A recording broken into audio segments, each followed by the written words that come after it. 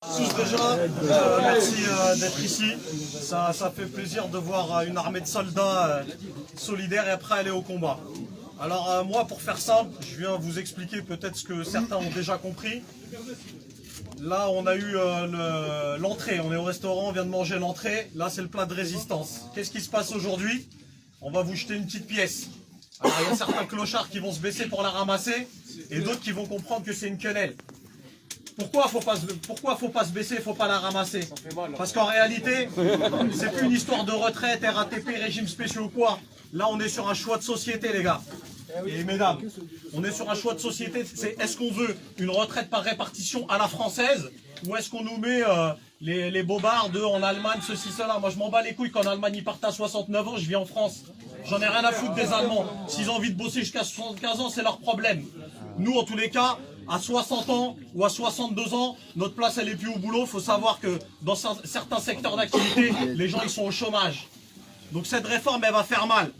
Peut-être qu'elle va pas nous faire mal à nous, mais on a des enfants. Vous vivez pas en vase clos. Vous avez des frères qui sont à l'extérieur, des sœurs, des enfants, des nièces qui vont rentrer dans la vie active. Là, on nous parle de 75, 85. Qu'est-ce qu'on en a à foutre? Moi-même, le mec qui va naître en 2026, je veux qu'il ait une retraite décente et qu'il bosse pas jusqu'à 70 ans. Donc là, on a un tournant du mouvement.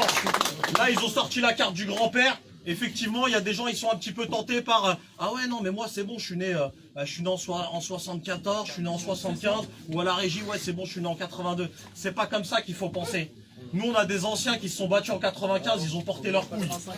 À chacun son conflit. Aujourd'hui, c'est à nous de montrer que le boulot qu'ils ont fait, ils l'ont pas fait pour rien. 2019, faut que ce soit encore mieux que 95. Faut pas accepter la régression sociale. Ça se négocie pas. Dans ce truc-là, il n'y a rien à négocier parce qu'il n'y a que du mauvais. Et je dis bien à ceux qui se sentent pas concernés ou qui se disent « Ouais, c'est bon, je suis retraitable ». Demain, quand on va prendre ta somme de pension et qu'on va dire « Non, tu sais, par souci de gestion, c'est mieux pour nous, c'est plus simple, on va te mettre ça en point ». Les premières années, il n'y aura pas de souci. Les mecs, ils vont toucher leurs sous au centime près. Et après, un jour, on va venir à la télé, scénario catastrophe, le bateau, il est bancal, il faut qu'on trouve une solution. Soit on augmente les annuités, soit on baisse les pensions, soit on baisse un petit peu la valeur du point. Alors si on te la baisse de 10 centimes, au début, tu vas perdre 70, 80 balles.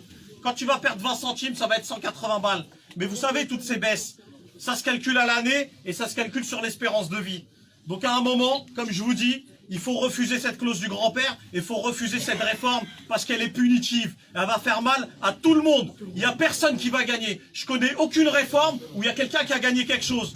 Donc à un moment, c'est est-ce qu'on va se soumettre toute notre vie au patronat ou à un moment on va se lever, on va lever la tête et on va se dire on y va ensemble. Il n'y a rien à accepter, ni pour nous, ni pour les gens du privé. Faut pas oublier qu'il y a quelques semaines, ils disaient non, c'est la SNCF et la RATP. Ah ouais? Donc en termes d'équité, aujourd'hui, on nous laisse de côté, on nous épargne pour savater les gens du privé. Moi, je vis pas que pour ma gueule. Moi, ma femme, elle est dans le privé.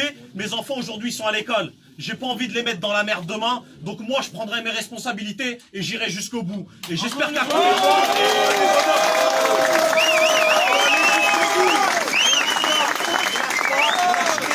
on va voir les collègues dans les autres centres-bus et on leur explique. La pédagogie, c'est pas la pédagogie du gouvernement, c'est la pédagogie du terrain. Nous, ça fait longtemps qu'on a compris que la réforme, elle était mauvaise et c'est pour ça qu'il y a quasiment 100% de grévistes sur certains terminus.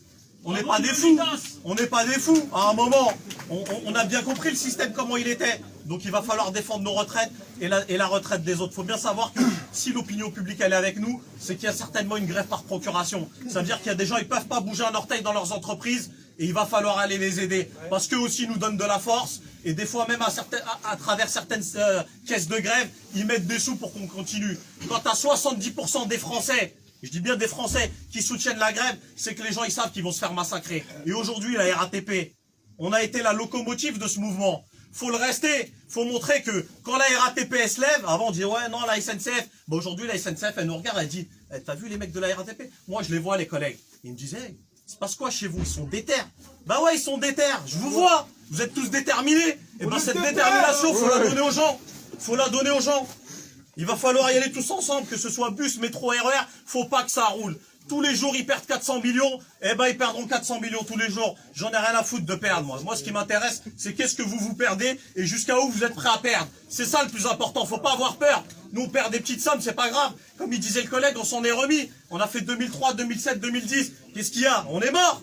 À l'époque, il n'y avait pas le 13e mois. Les gens, ils posaient leurs couilles, ils en avaient rien à foutre. Donc à un moment, faut rester déterminé, faut pas lâcher, les gars. Je vous dis qu'on a un moment stratégique où il y a des gens qui vont commencer à dire « Ouais, mais attends, je suis pas impacté. » On est tous impactés.